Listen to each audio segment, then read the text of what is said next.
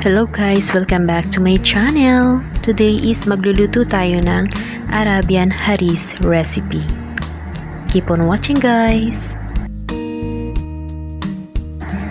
So guys, ito yung tinatawag nating Harees. Ayan siya guys. Ayan, sa mga nagtatanong, ito po yung Harees.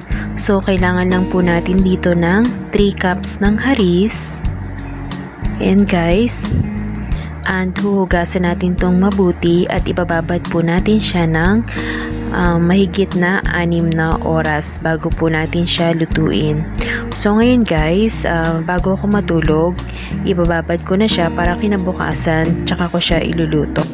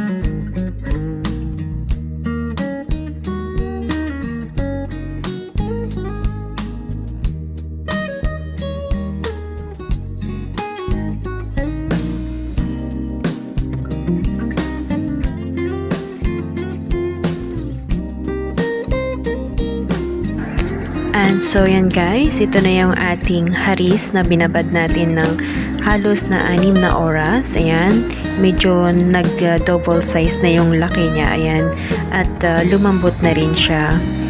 And ito lang yung ating mga ingredients. Ayan, syempre yung ating Harees. At gagamit tayo ng 1 breast of chicken and 2 tomatoes. Ayan, tinanggal natin yung kanyang balat. And yung ating mga spices is gagamit lang tayo ng Maggie, salt, and black pepper. And so yan guys, magsimula na tayong magluto.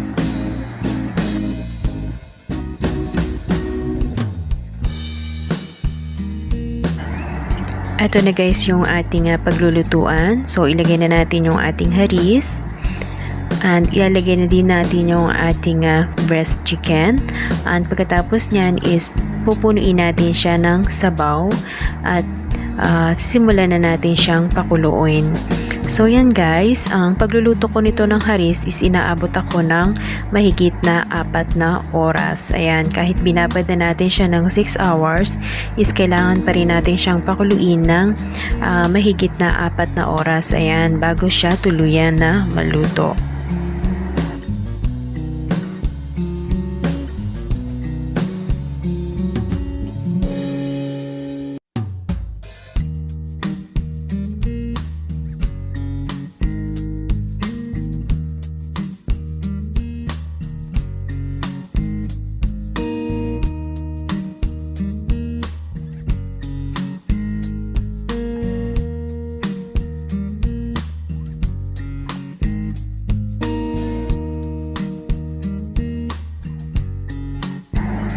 And ito na guys, kumukulo na siya. So kailangan lang natin na panatilihing halu-haluin para hindi magdikit doon sa ilalim or para hindi siya masunog. And ilalagay na rin natin dito yung ating tomatoes. Ayan. And yung ating spices na salt, Maggie, and black pepper. Ayan. Habang kumukulo siya para lumasa na yung ating pampalasa. Ayan guys. And yung chicken, ayan, mamaya naman natin yan tatanggalin. Pakuluin muna natin siya ng mahigit na 1 hour kasama yung Harees. Bago naman natin siya himay-himayin ng maliliit. And kapag konti na yung kanyang sabaw, ayan, dadagdagan lang natin siya hanggang siya ay lumapot. Ayan, tuluyang na maluto. Dagdagan lang natin ang dagdagan ng sabaw.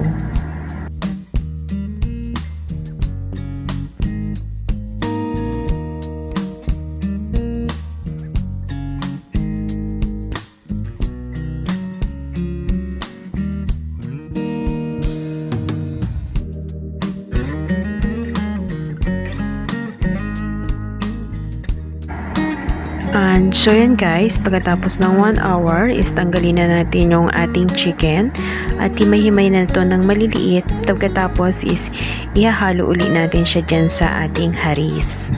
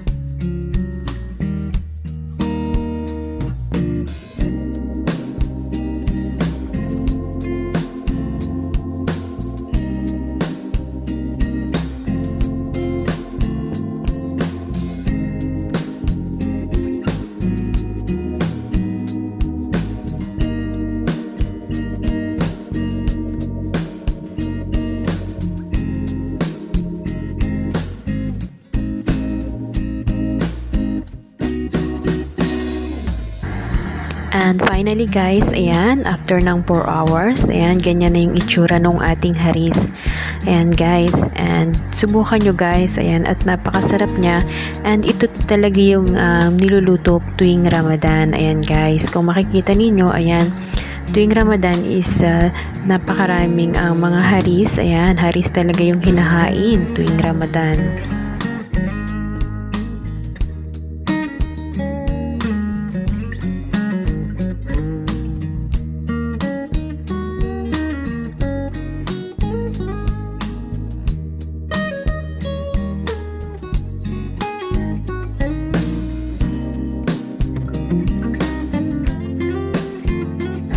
Andyan guys, ready to serve na ang ating Arabian chicken haris. Ayan guys, and pag isi-serve na natin siya, lalagyan natin siya ng butter sa ibabaw o yung tinatawag nila ditong semen. Ayan. So yan guys, try nyo din ang ating bagong recipe for today, and siguradong magugustuhan ng inyong mga amo. And kung may mga katanungan kayo, ayan, comment down below lang po and sasagutin ko naman po yan agad-agad. Ayan guys, and maraming salamat guys sa inyong panunood pa rin sa ating channel. At kung hindi ka pa nakasubscribe guys, ayan, baka pwede naman, ayan, pasubscribe po sa ating channel. And pakiclick na rin ang notification bell para sa mga susunod na mga videos ko is updated po kayo. And bago tayo magwakas sa ating premiere today, ayan, and i-shoutout ko lang ang ating mga members. Ayan guys, maraming salamat at dumarami na tayo. Ayan guys, and God bless po sa ating lahat.